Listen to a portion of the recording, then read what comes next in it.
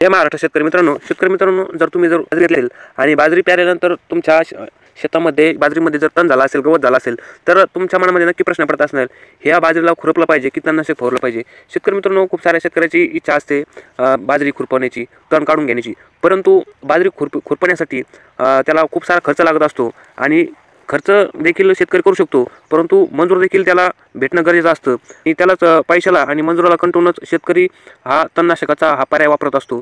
परंतु हा तणनाशकाचा पर्याय वापरत असताना शेतकऱ्याला माहिती नसते की एक्झॅक्ट आपल्या पिकासाठी कोणत्या अवस्थेमध्ये तणनाशक फवारलं पाहिजे, कोणत्या प्रकारचं औषध फवारलं पाहिजे, जेणेकरून आपल्या पिकाला कुठल्याही प्रकारचा फटका बसणार नाही याची काय घेतली पाहिजे. शेतकरी मित्रांनो, तेच आपण या व्हिडिओच्या माध्यमातून जाणून घेण्याचा प्रयत्न करणार आहोत की तणनाशक हे बाजरीसाठी कोणते फवारले पाहिजे, कोणत्या अवस्थेत फवारले पाहिजे. शेतकरी मित्रांनो, प्रामुख्याने 2 प्रकारचे तणनाशक बघत असतो.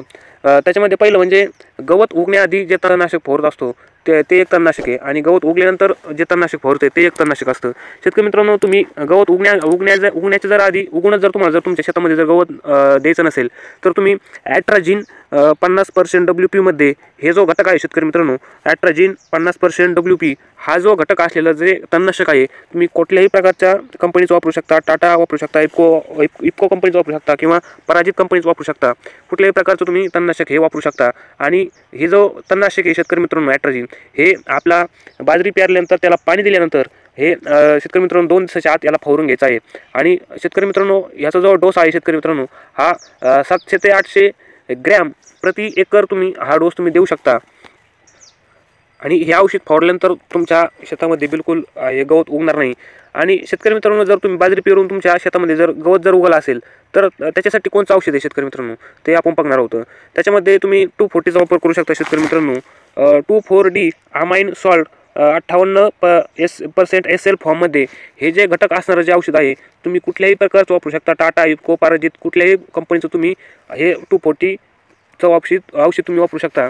याच्यामध्ये शेतकरी मित्रांनो, तुम्हाला प्रति पंप 40 ते 50 ml तुम्ही प्रति 100 लिटरचा पंप असेल तर वापरू शकता.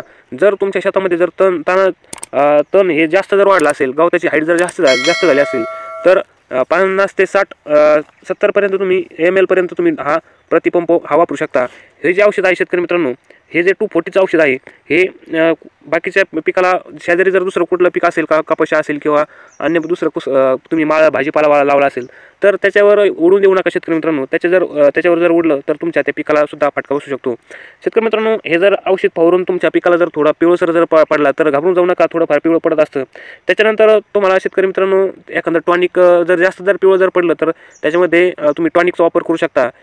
त्याच्यामध्ये आणखी तुम्ही झिंकचा सुद्धा वापर करू शकता. अशा प्रकारे तुम्ही या तणनाशकाचा वापर करू शकता. आणि हे जे 240चं ते जे तणनाशक आहे शेतकरी मित्रांनो, याचा फवारण्याचा जो कालावधी आहे हा तुम्ही 25 ते 30 दिवसाच्या नंतर तुम्ही ह्या फवारणीचा वापर करू शकता. शेतकरी मित्रांनो, जर व्हिडिओमधली जर तुम्हाला जर माहिती जर आवडली असेल तर आपल्या व्हिडिओला एकदा नक्की लाईक करा आणि चॅनलवर जर नवीन आला असेल तर आपल्या चॅनलला एकदा नक्की सबस्क्राईब करा. भेटूया की अशा एका व्हिडिओमध्ये. तोपर्यंत धन्यवाद.